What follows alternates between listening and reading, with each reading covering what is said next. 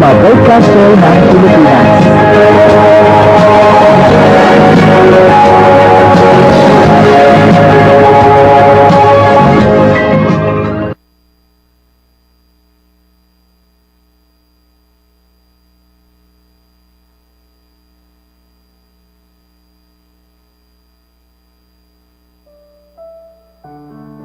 Panginoon, maraming salamat po muli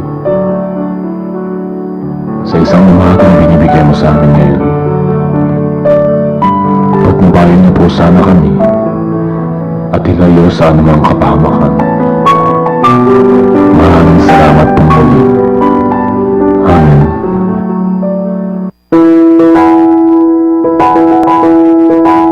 Nasayod ka ba kung unsa ang masa?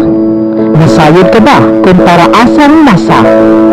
Ang masa, kasangga sa mga kabos, doilanang sa mga waltingog. Ang masa, bagong pag-asa ng masa. Nakamasa ka ba? Kapihan sa masa. Ang kapihan sa masa, hatod kanina sa Secure Bank. Works Consult and Construction Services.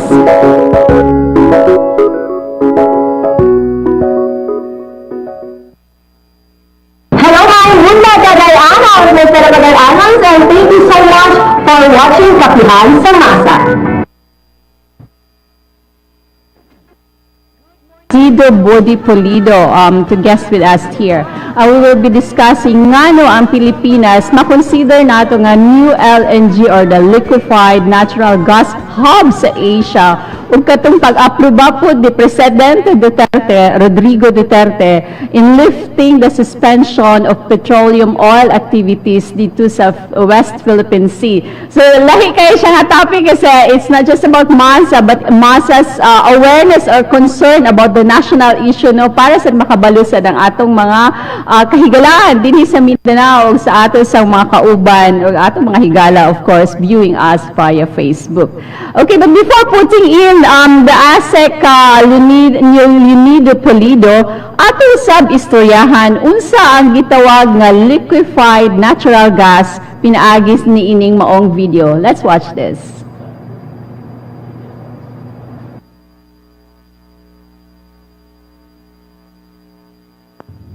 LNG, liquefied natural gas, LNG, is natural gas that has been cooled to at least minus 162 degrees Celsius to transform the gas into a liquid for transportation purposes. To understand why liquefying natural gas is important, we first need to understand natural gas's physical properties. Methane has a very low density and is therefore costly to transport and store.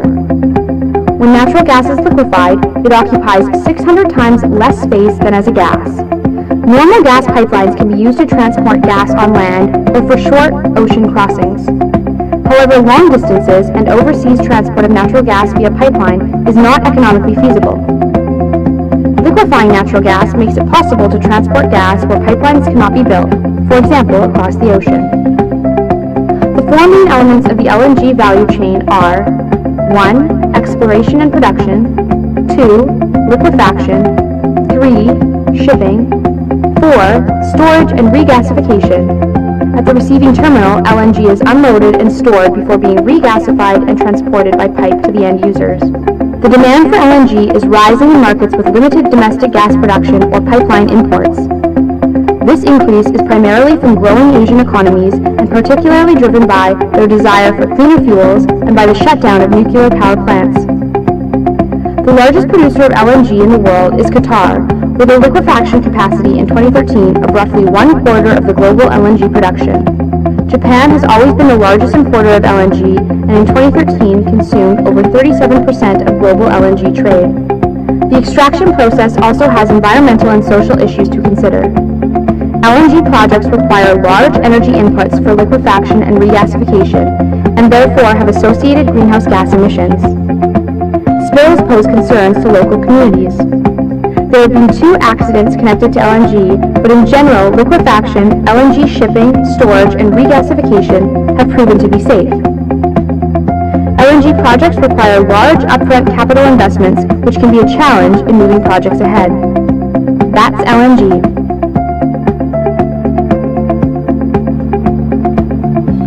All right. That's LNG. So that's LNG, the liquefied natural gas, no, kini ginagamit sa sektora, sa balay, sa commercial o industrial areas para sa paggamit sa pagluto, pag-init o pagpabugnaw o pag-alaga sa mga hayop para sa halaman o pag-manufacture sa pag-generate sa elektrisidad sa mga halaman sa kuryente, fuel para po sa transportasyon. Okay, talking about LNG and other petroleum oil activities, makakasama natin live here from Manila. He is no other than Asek Leonido Budi Pulido. Magandang umaga po, Asek Pulido. Welcome to Kapihan sa Massa. Hello? Hello? Sobrang maaga pa siyang nagising or kakagising lang ata. Good morning po. Sek Pulido, are you in? Magandang umaga po sa inyo. Magandang umaga po, ma'am. Can you hear me? Yeah, we can hear you. We can hear. Can you hear me? Yes, ma'am. Yes. Quite clear. Okay, Good morning great. po. Good morning. I'm sorry, really. It's so early for you. I know that you've just woke up, and this is a very early show, and it's live though. So you are being viewed here in the entire Mindanao, no, especially here in Cagayan de Oro City, and also live stream sa Facebook. Salamat po pag-unlock dito sa aming show, Asek Pulido. Salamat po sa inyong imbitasyon. Magandang umaga po sa lahat ng mga nakikinig po sa inyo. Okay, right. Okay, Asek Pulido, we have two current issues that we want to bring into our listeners and to our televiewers. One pertaining to the liquefied natural gas, and the other one is the lifting of suspension of all the petroleum oil activities in the West Philippine Sea. So I'm direct now with the first question, with the first topic, which is the liquefied petroleum gas. Para din sa kaalaman ng ating mga manunood ngayon, na ipakita natin kung ano ba yung liquefied natural gas na maaring gamitin sa ating mga konsumante, no, lalo na po sa mga bahay-bahay. So we have done an off-record interview with one of the companies in Canada, based in Canada, and it's called Canada Group LNG. And they view that Philippines could be or maaring maging new LNG hub sa Asia. Ano sa tingin niyo? Opo, malaki po yung potensyal, malaki pong posibilidad na ang Pilipinas ay maging isang central hub po, no, transshipment and importation-exportation hub. Dahil po dun sa lugar po natin, no, kung saan po tayo nahanap where we are located. The Philippines is strategically located in the center of the Southeast Asian region. Sa ngayon po ay marami pong barko na dumadaan po talaga. Nagdadala na kung ano-ano pong produkto around the area. And in fact po, there already have been reports, some of which have been confirmed, that we are already acting as a transshipment hub. Meron na po tayong nakita na mga LNG vessels coming from Australia, papunta po ng China na tumitigil po sa Subic, sa Subic Bay. And that's the reason why strategically located po ang Pilipinas sa pagdaan po ng mga liquefied natural gas ships. That's true. That's very true. And I did have my own research about that. Okay, Asek Pulido, or may I call you Asek Leonido, with your nickname. Yeah, Budi. Budi lang po. Yeah, okay, Asek Budi. Timpla lang po tayo ng kape. Okay, yes, that's very right. May kape ka na ba dyan? Ako wala pa eh. I should have one here because this is Kapihan. Okay, I understand that Malampaya Power Plant, which is located located siya ngayon sa Batangas, is that right? Yes, ma'am. Okay. It's not in Batangas po. Within Batangas. Yes, Malampaya po kasi it's a platform which extracts natural gas po from the West Palawan Sea. Okay. And we have quite a long 200 plus kilometer pipeline that brings that natural gas all the way po to 5 power plants to Batangas. Okay, so yeah, talking about the 5 power plants na nagsusupply din ng electricity, covering the entire Philippines or just within Luzon or Manila? How is that? Yung kuryente po na yun, ma'am, ginagamit ng buong Pilipinas. But it accounts for about 23% of the whole Philippine power consumption. But it accounts for about almost 29% ng ng ginagamit po natin dito sa Luzon. Okay, given with the situation at the moment, ang Malampaya power plant is already depleting with its power source, right? I understand that it's supplying around 3,200 megawatts every year. So with the depletion, what's the current platforms or plans the Department of Energy wanted to ease or maybe enhance the power supply within the country with this kind of situation? So there are three options po, no? Two of which are ideal, and the third one is a last resort. No? Ang nature po kasi ng infrastructure po na yan, yung natural gas po na nanggagaling sa Malampaya, hinihigop po mula siya sa West Philippine Sea, sa Western Palawan. Idinadala po all the way sa 5 power plants sa Batangas. Ngayon po, studies have shown that critical depletion will occur sometime between 2022 to 2024. All the way up to 2027. Yung natural gas po na yan, pwede pong palitan yan in two ways. Una, of course, ang plano po natin, tuloy-tuloy po ang ating exploration programs para makahanap po ng iba pang source o panggagalingan ng ating natural gas. You know that West Philippine Sea, the Philippines po, is a largely unexplored area when it comes to conventional fuels. Kaya po si Secretary Cusi at ang ating minamahal po na Pangulo, meron po tayong build program. Sa enerhiya naman po, meron tayong explore program. That's kung true. saan tuloy-tuloy po ang paghanap natin ng indigenous conventional fuel resources. Ngayon, ang problema po dyan, sa paghahanap po ng resources ng katulad po ng natural gas at saka langis, even though meron, minsan po mahirap kunin, mahirap hanapin, it takes time to develop. So at the same time, just to be sure, ipinasa rin po ni Secretary Cusi ang isang set of rules, no, isang department circular po, to allow the private investors to come in, the private sector to come in, and invest po in an infrastructure that would allow the Philippines to tap yung tinatawag natin na liquefied natural gas market. Yan lang po kasi ang practical na paraan upang magdala ng natural gas mula sa ibang bansa, papunta po sa bansa natin. Ang natural gas po kasi dalawa lang po ang paraan para maidala yan po sa isang lugar.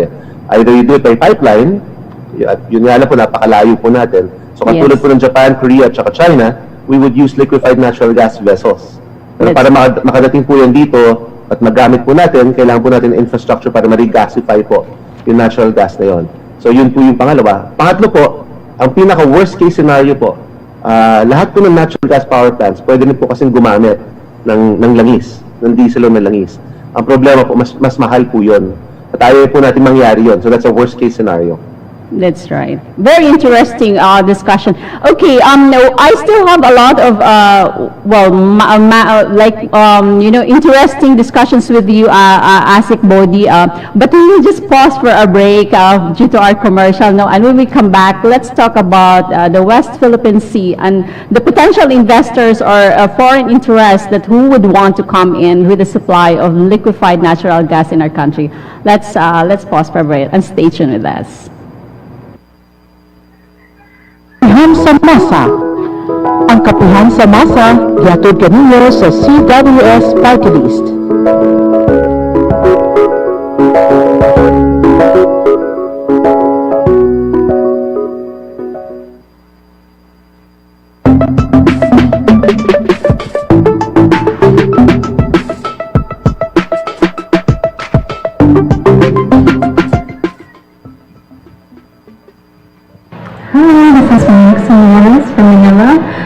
Watching live in Kapihan sa Massa.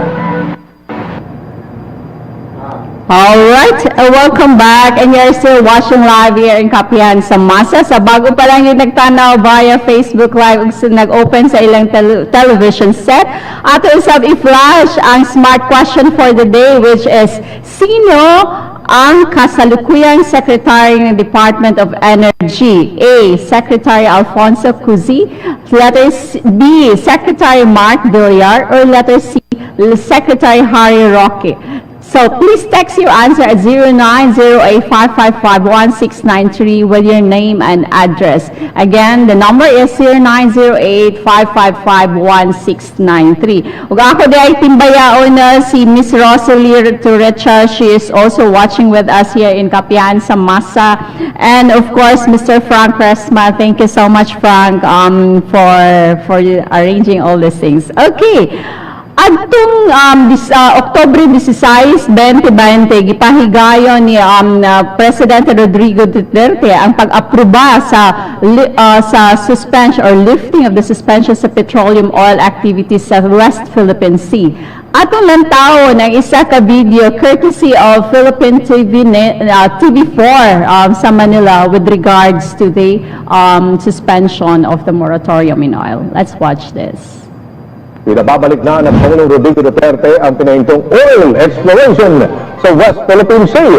Pero matapos na aprobahan ni Pangulong Duterte ang recommendation ng Department of Energy na alisin ang suspensyon sa nasabing aktibidad.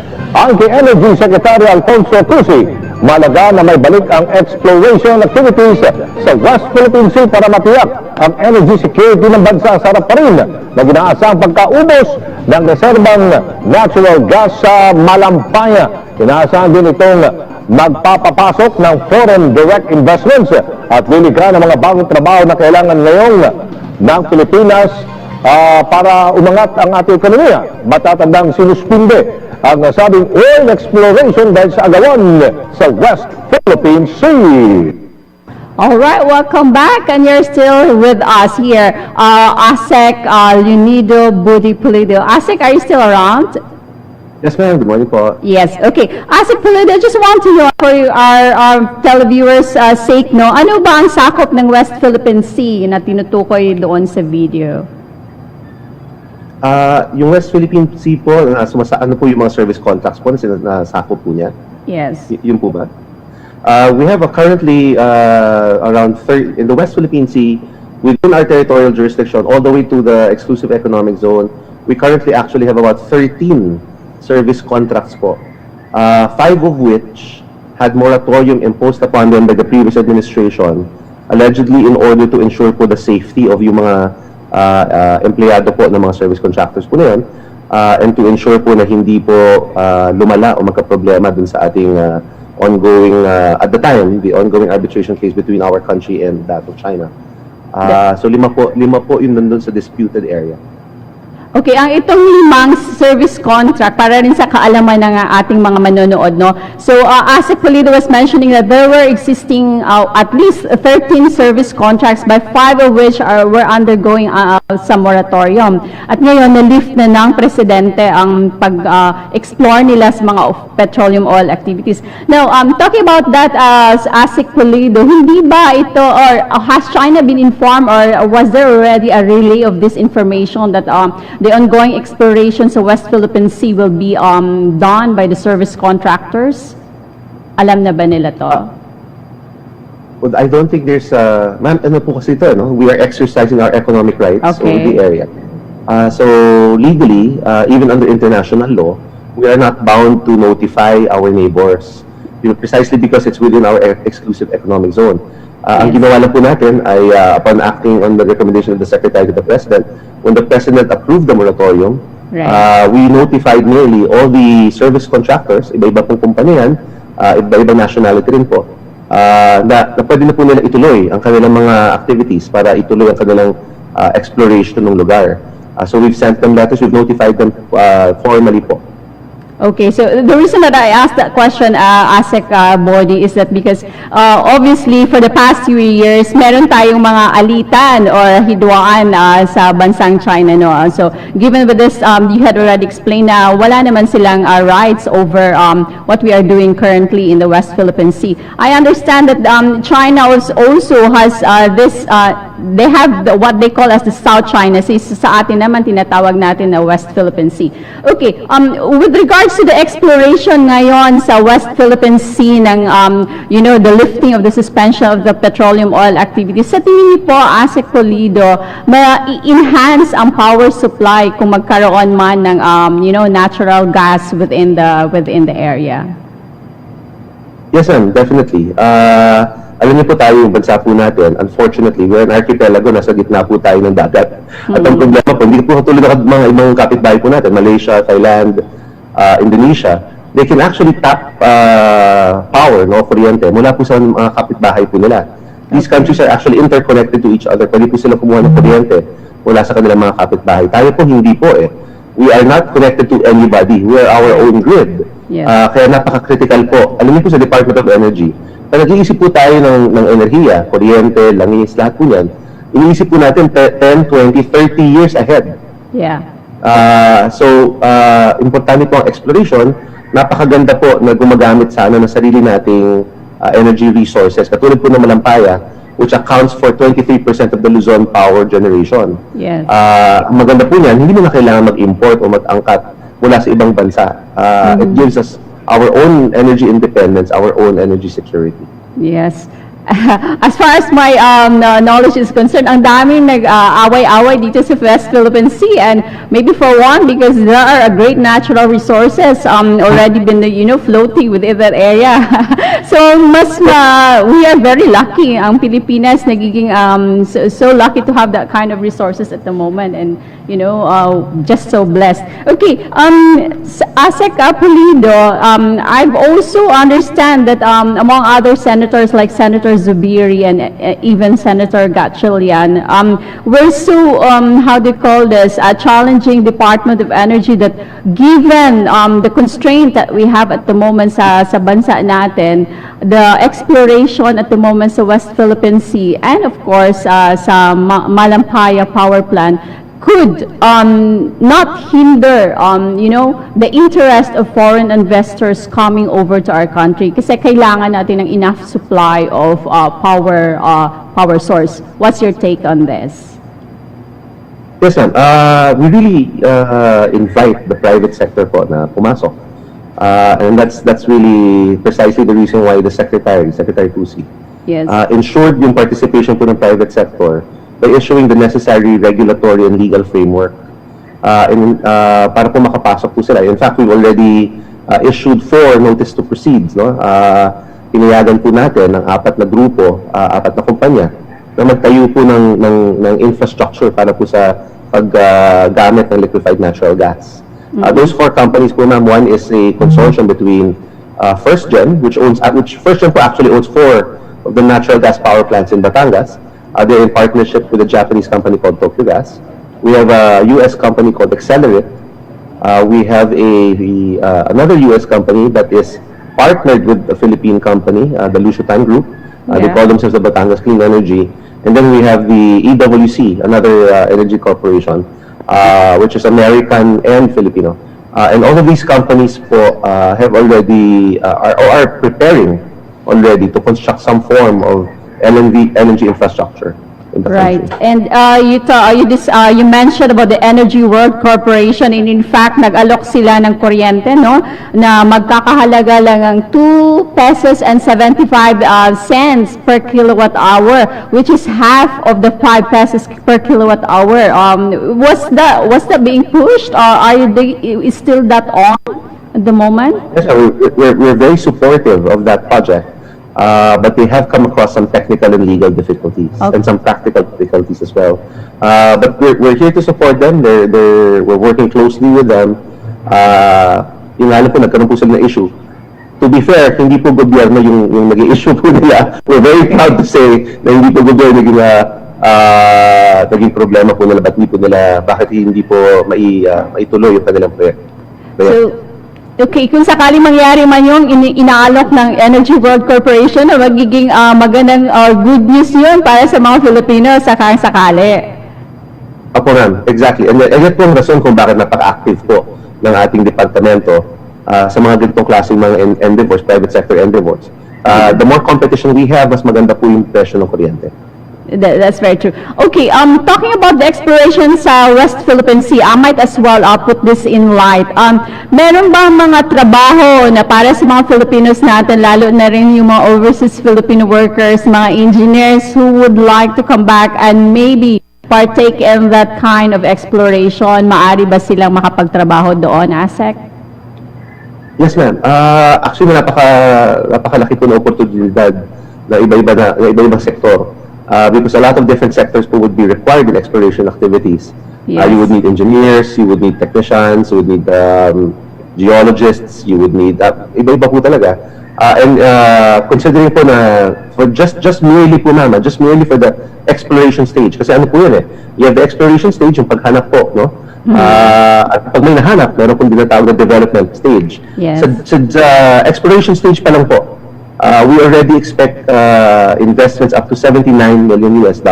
Wow. Doon pa lang po sa exploration. Pag umabot po ng development, we're even talking much more, possibly 10 times more that amount. Wow, that's massive, and that's pretty much good investment to our country, especially talking about employment opportunities. Okay, Asik Pulido, just few more questions na before we go for a break. May 5 service contracts kasalukuyang na-approve, has been lifted by the government, no? Itong 54 and 58, which is owned by the Nido Petroleum, the 59, which is owned by Philippine National Oil Exploration Corporation, 72, which is owned by the Forum Limited, and SC75 by PXP Energy Corporation. Now, with this resumption for the exploration of the natural gas, what extent the services delimited into? I understand that there's an agreement or a profit sharing between the government and the service contractors, and what's in it? Yes, ma'am. Ang profit sharing po natin or production sharing agreement with all of these companies, nakabase po sa batas po natin. Yeah. And all of these service contractors, precisely because they are parties to these service contracts, have agreed to those sharing agreements. 60% to the national government, 40% sa kanila po. Okay. One last question, Asik Boy, before you go. Ito bang pag-explore natin ngayon sa natural gas and even sa dito rin pag-supply sa mga Malampaya power plant, will that be threatened, or is it a threat to the renewable energy or solar panels? What do you think? Hindi naman po. In the first place, we always want what we call a diverse energy mix, no? Mahirap po kasi na umaasa sa isang klaseng panggagalingan lang po ng ating power, ng ating kuryente, o ng ating enerhiya. So we want different sources. That's number one. Number two, in fact, for us to be able to use more renewables because of the nature po of renewable energy. Renewable energy po is intermittent. Ibig sabihin, hindi po siya laging nakukuha. Katulad po ng araw at ng hangin. Yeah. Hindi naman po lahat, buong araw may hangin, buong araw may araw. Yeah. So it's intermittent. Pangalawa, it's peaking po. Yung nature po kasi niya, parang paakyat baba, yung lakas ng enerhiya na nakukuha po natin. Right. So you need a source of energy that will actually be able to stabilize the nature of renewable energy. And natural gas po is the perfect source of power that can provide that stabilizing effect to the national grid, to the power grid. Dahil po yung nature po ng natural gas, ang tawag po namin dyan mid-merit. Ibig sabihin po ng mid-merit, pwede mo pong i-on or i-off anytime. That's right. Unlike peaking na talaga po very, very unstable, up and down, or yung base load naman po na naka-on lang po, hindi mo po pwedeng patayin dahil matagal po yung pag-on po niya. Yung pag-lamp up po niya, medyo matagal. So mid-merit, which comes essentially from natural gas, is critical po para mas mapadami pa po natin ang ating ginagamit ng renewable energy sources. Okay, thank you so much for that, Asik Boy. And the last few words para sa ating televiewers and listeners sa Kapihan sa Massa dito po sa Mindanao. Alam niyo po na tuwan-tuwa po kami at very, very supportive ng ito pong desisyon ng ating minamahal na Pangulo na i-lift yung moratorium. This would allow our country to have better energy security, and it would allow us to continuously exercise our exclusive sovereign rights over the exclusive economic zone. Para po sa bansa po natin to, para po sa ating future, para po sa ikabababa ng kuryente, at para po siguraduhin na ang Pilipinas ay para sa Pilipino. Okay, well said, and thank you so much. Please extend our thanks also to the Department of Energy, to Secretary Alfonso Cusi, to yourself, of course, and to Mr. Frank Rasma. Thank you so much for gracing here in Kapihan sa Massa, and from Kapihan sa Massa and Massa Foundation, we would like to thank you for such opportunity in expressing the sentiments with regards to the lifting of the suspension of this petroleum activities in West Philippine Sea.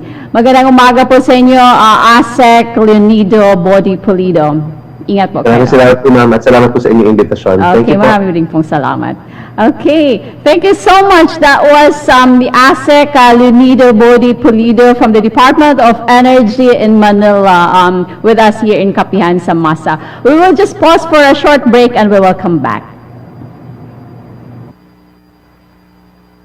Kapihan sa Massa. Ang Kapihan sa Massa hatod kanina sa Secure Bank. Looks Consult and Construction Services.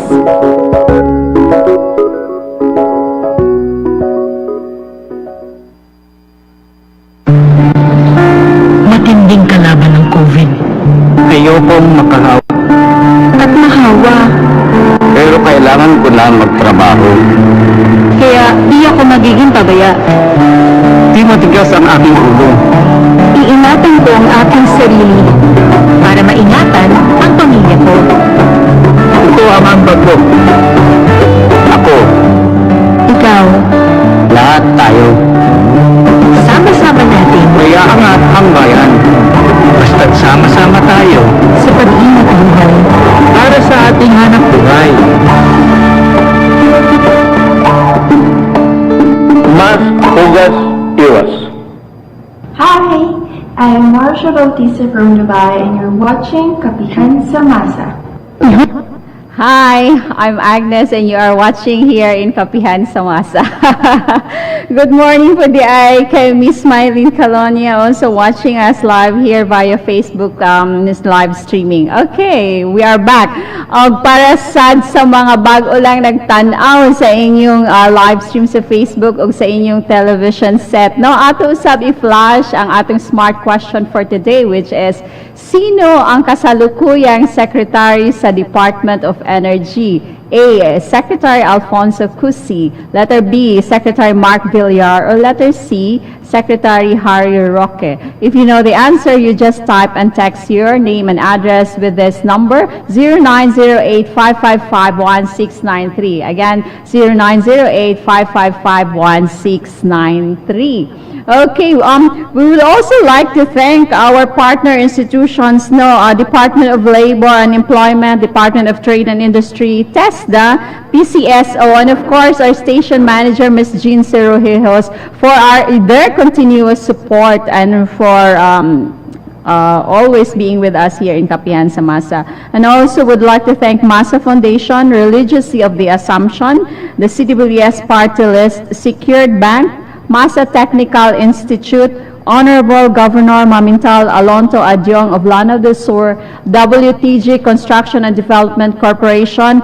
Rox Consult and Construction Company, and of course, Smart Communications Incorporated. Okay mga kamasa, if you have your comments, suggestions, and feedback, please get in touch with Massa Foundation with our contact details at email info@massafoundation.org or massafoundation@outlook.com. You can also call or SMS us at 0917-678-8939, 678-8939. You can also hit and like our Facebook page sa Marian Foundation Assistance for Spiritual and Social Achievement 1995. Mo gini siya nga pangalan kasi na isa ka Marian Foundation. That's it's a copycat. And of course, our Kapihan sa Massa Facebook page, please also follow us in Facebook. Alright mga kamasa, with today's episode about Philippines being the new LNG hub in Asia and the lifting of the moratorium for the suspension of petroleum oil activities in West Philippine Sea, I think it's but enough time for us Filipinos to look into nga naagitay daghan mga resources and of course natural resources pagyud dinhi sa Pilipinas, and for that exploration and for the foreign investors to come over in our country, that's a good opportunity within the Philippine economy. All right, so ato ayaw sab mo kalimot nga ang Massa Foundation aduna gihapay gipahigayon nga mga livelihood activities sama sa personalized face mask. So kung gusto mo mag-order og bulk na face mask, you can also call or send us email. O customized t-shirt printing, the printing could either be unsa ni kana bitong Di na ako kabalo. Basta it's a customized mug printing, yarn, and ID lamination. Og naasad mi bagong ay open karon ang wellness center no ng hilot and massage. Kining tanan mga aktibidades nga gaipahigayon sa Massa Foundation kinidugang pag-alagad ug pagserbisyo sa atong mga beneficiaries labi na gyud ang mga persons with disabilities ug ang street children. Okay. All right, mga kamasa, we will announce the winners for the Smart Communication question for the Giga 99 for Smart and Talk and Text users on Wednesday before the show will start. Okay, but thank you so much for participating with this Smart Communications questions and congratulations in advance sa atong mga winners. We would also like to thank our guest for today, no other than ASEC Leonido Bodi Pulido for gracing in Kapihan sa Massa. And we wish the Department of Energy to continue looking into what is beneficial for the Filipino people with regards to power supply for our country. Wala na gidunta ng mga brownout, no? Wala na sad na yung mga taas kay nga bill. Mao nang makatabang para sa atong katawhan dinhi sa Pilipinas. And if you have that kind of vision, we will really salute you for doing such for our Filipino people. Mayaman ang Pilipinas sa lahat ng uri ng resources, kaya pagyamanin natin ito para sa mga Filipino. Alright, og sa tanan sad natong mga ahigala nga nagtanaw sa atong Facebook live streaming, salamat for continuously supporting with us. Okay, our time now is around 6:45 in the morning, and the time is brought to you by CWS Party List, ang party list ng Masang Pilipino, Secured Bank, Rox Consult and Construction Services, and of course, Smart Communication. Og wala na gitay igong oras, mga kamasa, 66 days before Christmas. So, ang mga atong paglantaw, no, Christmas is about love, and it's not just about giving, but expressing our love to one another. Okay, kini ang inyong ubos nga higala si Kamasang Ronald, wala dinhi busy sa iyang personal nga kinabuhi. Nahinaot sa maayong adlaw kaninyong tanan sa atong mga kamasa, ug ayaw ninyo kalimti nga sa Massa may pag-asa ang Massa. Daghang salamat. Goodbye. Ang kapihan sa Massa hatod kanina sa Secure Bank. Looks concerned. Ang trusted dog food ni Catherine Bernardo, Nutri-Chunks na! Listo at ganado ang baby ko sa vet-approved Nutri-Chunks with active boost and prebiotics na pampalisto.